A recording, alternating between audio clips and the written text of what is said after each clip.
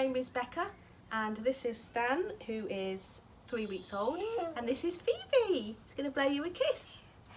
Good girl. So we go to the midweek communion on a Wednesday, and you may see us at 10:45 service.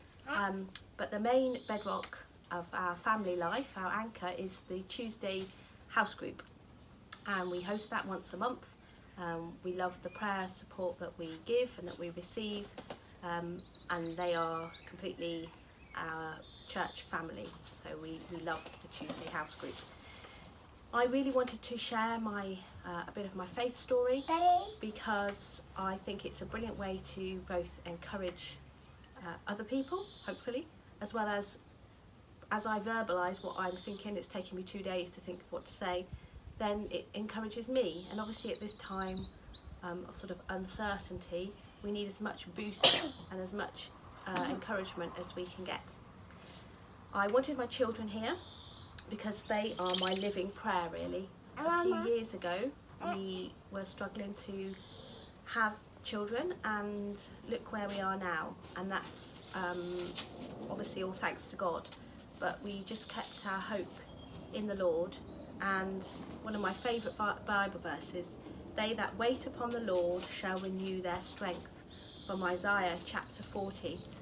And that was a massive, really important Bible verse to me during this time.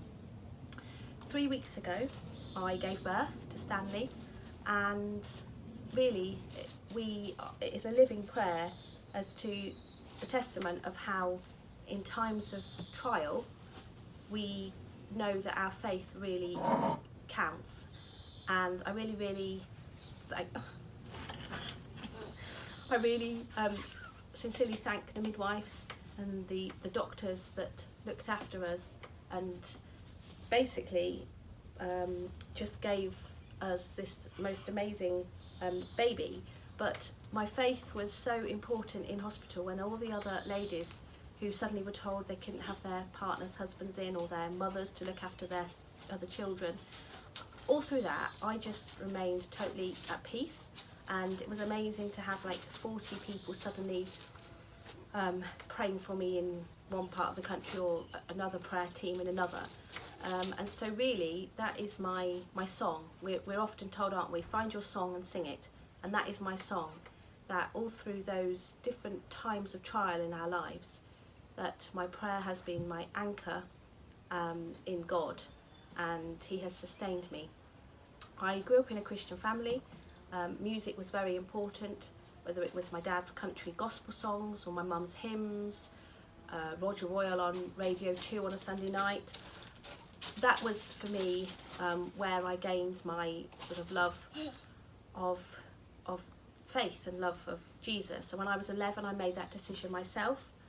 And because when I went to secondary school, it was a very rough school, and I realised that I was different because I was for God. And I think that's been my main anchor in my life. Are you either for God or are you against God? When I was in hospital 3 weeks ago, I made a decision. I was for God. He knew everything that was going to happen.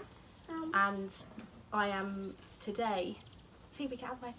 And today, I have made that decision that in all times of my life, in good and bad, I am for God, and I really would never go back on anything.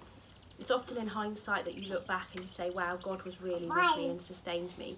And this was because I love my music, Bethel music, You Make Me Brave, was a CD that a few years back I really loved.